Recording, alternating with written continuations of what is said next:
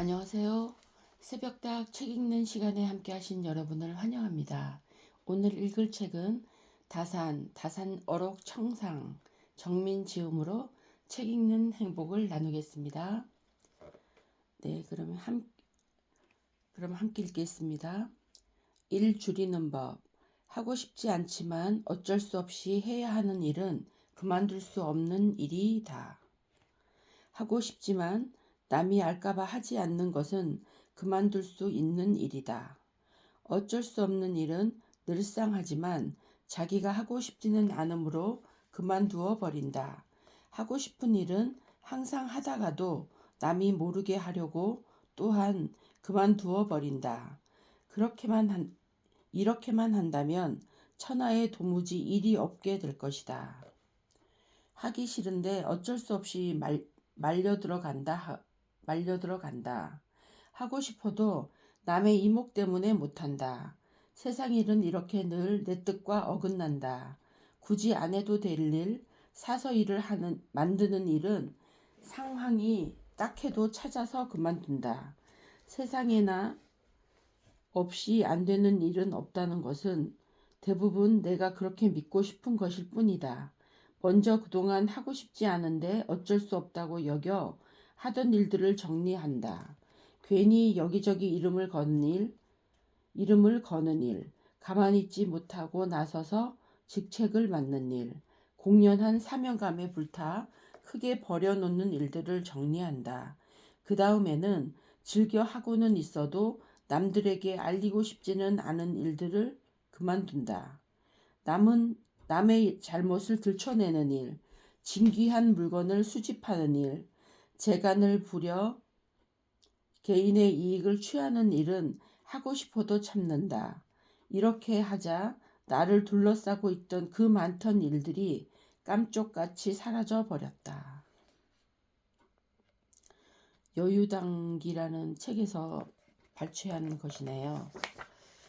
믿지 못할 것. 내가 사람들의 토지 문서를 살펴 그 내력을 조사해 보았다. 100년 사이에 주인이 바뀐 것이 문득 대여섯 번은 되었다. 심한 경우 7, 8번에서 9번까지도 있었다. 그 성질이 흘러 움직이고 잘 달아나는 것이 이와 같다. 남에게는 금방 바뀌고 내게는 어찌 홀로 오래 그대로 있기를 바라. 이를 믿어 아무리 두드려도 깨져 없어지지 않을 물건으로 여기겠는가. 창기나 음탕한 여자는 여러 번 남자를 바꾼다. 그런데 내게 있어서만은 어찌 홀로 오래 수절할 것을 바라겠는가. 토지를 믿는 것은 창기의 정절을 믿는 것과 다름이 없다. 부자는 밭두렁이 드넓게 이어지면 반드시 뜻에 차서 기운을 둬도 베개를 높이 하고 자손을 보며 말할 것이다. 만세의 터전을 내가 너희에게 준다. 하지만 진시황 당시에 호해에게 전할 때도 이보다 훨씬 더했음을 알지 못한다. 이 일이 어찌 믿을 만한 것이겠는가. 윤종심에게 주는 말. 진시황은 자기 이름도 따로 정하지 않고 그저 시황이라 했다. 아들은 2세 황제다. 이렇게 이어 만세까지 이을 것을 의심치 않았다. 그래서 아방궁도 짓고 온갖 호사를 다했다. 하지만 진나라는 고작 몇십 년도 못 가 2세 때 망했다. 인간의 다짐이란 이런 것이다. 왕년에 부자 아니었던 사람이 없다. 집집마다 금송아지는 다 있다. 지금은 다 까먹고 추억만 먹고 산다. 땅은 달아나지 않는다. 하지만 땅 문서는 잠시도 가만히 있지 못하고 수시로 주인이 바뀐다. 변치 않을 마음의 주인이 되어야지 고작 땅 주인이 되는데 인생을 걸어서야 되겠는가. 밤 한톨. 저녁 무렵 숲 주변을 산보하고 있었다. 우연히 한 어린아이가 다급한 목소리로 울부짖으며 참새처럼 수도 없이 팔짝팔짝 뛰는 것을 보았다. 마치 수많은 송곳으로 창자를 찌르고 절구공이로 마구 가슴을 찝는 것 같았다. 하도 참혹하고 절박해서 얼마 못 가 곧 죽을 것만 같았다.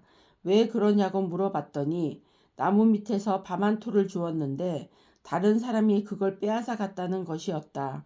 아, 천하에 이 아이가 우는 것처럼 울지 않는 사람이 몇이나 되겠는가. 저 벼슬을 잃고 세력이 꺾인 자나 재물을 손해보고 돈을 다 써버린 자, 그리고 자식을 잃고 슬퍼 실성할 지경이 된 사람도 달관한 사람의 입장에서 본다면 모두 밤 한 톨의 종류일 뿐이다. 두 아들에게 보여주는 가계. 그때는 죽고 못 살 줄 알았다. 하늘이 무너지는 것 같았다. 떵떵거리던 벼슬자리에서 하루아침에 밀려나니 전에 내 앞에서 굽실대던 자의 눈빛이 대번에 달라진다. 큰 집을 남에게 뺏기고 셋집에 들어앉으니 세상이 온통 나를 비웃는 것 같다. 두고 보자고 이를 갈아도 마음만 아프다. 억장이 무너져도 속수무책이다. 하지만 가눌 길 없던 슬픔도 세월이 지운다. 다 건너와서 보니 그때 내가 왜 그랬나 싶다. 남 원망할 일이 아니라 내 탓임을 알았다. 그땐 그게 전부인 줄 알았는데 고작 밤 한 톨이었다. 마음과 얼굴. 공부하는 학생은 그 상이 어여쁘다. 장사치는 상이 시커멓다. 목동은 상이 지저분하다. 노름꾼은 상이 사납고 약삭 빠르다. 대개 익힌 것이 오랠수록 성품 또한 옮겨간다. 속으로 마음을 쏟은 것이 겉으로 드러나 상이 이에 따라 변하는 것이다. 사람들은 상이 변한 것을 보고 상이 이러니 하는 짓이 저렇지 라고 말한다. 아, 이것은 잘못이다. 상론. 마음이 하는 일은 낯빛이 닮아간다. 얼굴은 얼의 꼴, 즉 마음의 모습이다. 공부하는 학생의 얼굴은 해맑다. 매일 듣고 보는 글의 표정을 닮았다. 어찌하면 돈을 많이 벌까 하는 궁리만 하는 장사치는 그 검은 속을 닮아 얼굴조차 시커멓다. 꼴 먹이고 소똥을 치우는 목동은 모습도 덩달아 지저분하다. 노름꾼의 눈동자는 잠시도 쉬지 않고 희번덕거린다. 해맑던 아이의 표정 위에 어느덧 장사치의 시커먼 속과 노름꾼의 교활한 눈빛이 깃든다. 사람은 생긴 대로 노는 것이 아니다. 노는 대로 생긴다. 상은 자꾸 변한다. 사람은 나이 들면서 자기 얼굴에 책임을 져야 한다. 집 짓기. 열흘 만에 버리는 것은 누에의 꽃이다. 6달 뒤에 버리는 것은 제비의 둥지다. 1년 후에 버리는 것은 까치의 집이다. 하지만 바야흐로 애를 써서 둥지를 엮을 때는 혹 창자를 뽑아 실을 만들고 침을 뱉어 진흙을 만든다. 또는 부지런히 띠풀을 물어오느라 주둥이가 헐고 꼬리가 모자라져도 피곤한 줄 모른다.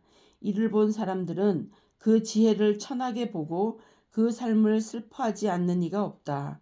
비록 그러나 울긋불긋한 정자와 누각도 잠시 사이에 먼지로 돌아간다. 우리 인간들이 집을 짓는 계획도 이것과 다를 것이 하나도 없다. 중수만일 암기. 누에는 꼬치 속에 단 열흘 머물고 허물을 벗는다.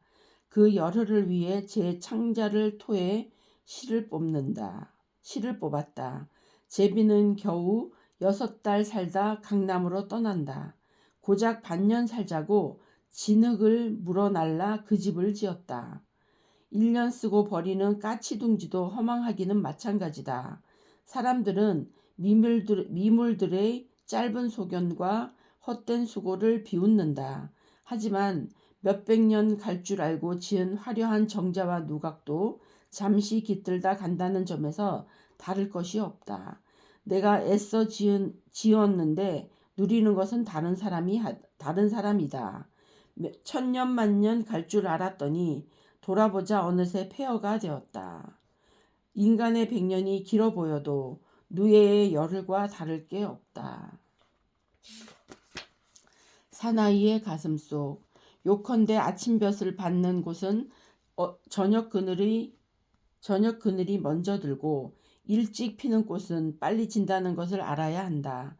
바람은 이리저리 옮겨붙어 한시도 멈추는 법이 없다. 이 세상에 뜻을 둔 사람은 한때의 좌절로 청운의 뜻을 꺾어서는 안 된다. 사나이의 가슴 속에는 언제나 한 마리 가을 매가 하늘을 박차고 오르는 기상이 있어야 한다. 눈은 건곤을 작게 보고 손바닥은 우주를 가볍게 보아야만 한다. 하규가 떠날 때 노자 삼아 준 가게. 봄꽃에 마음을 쏟아도 얼마 못 가 다 진다. 땅속 깊이 씨앗을 숨기고 있던 싹이 그제야 올라와 여름꽃을 피운다. 추레해져 잡초처럼 여겼더니 어느새 꽃을 다시 달고 제 태를 뽐내는 녀석도 있다. 뜰하게 피고 지는 꽃에도 영고성쇠의 자취가 뚜렷하다. 바람은 늘 딴 데서 불어온다.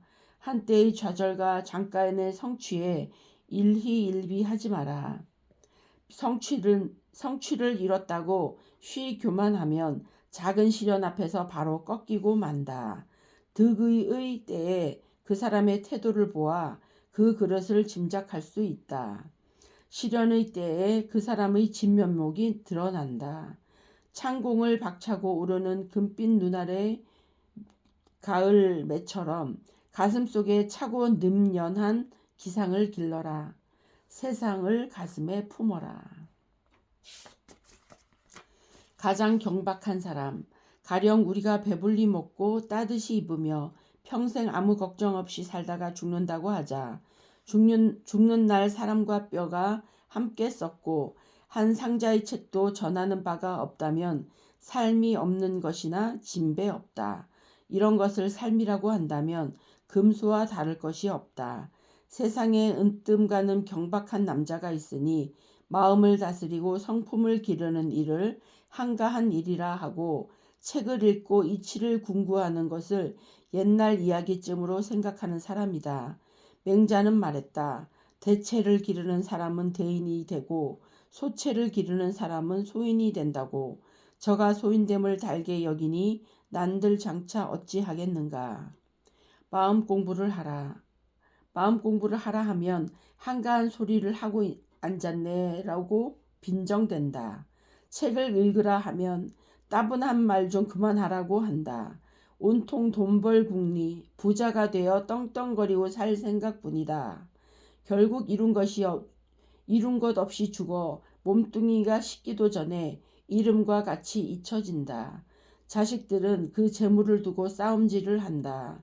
세상을 살다 가는 보람은 그런 것들 속에는 들어있지 않다. 속에 품은 생각의 크기가 대인과 소인을 기른다. 개돼지도 배부르면 기뻐한다. 개돼지도 별 생각 없이 살다가 간다.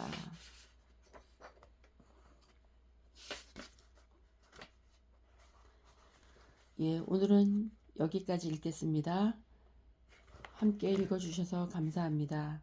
오늘 책 읽기 중에서 제가 마음에 지금 남는 것은 한마디 한마디가 다 마음에 남는데요.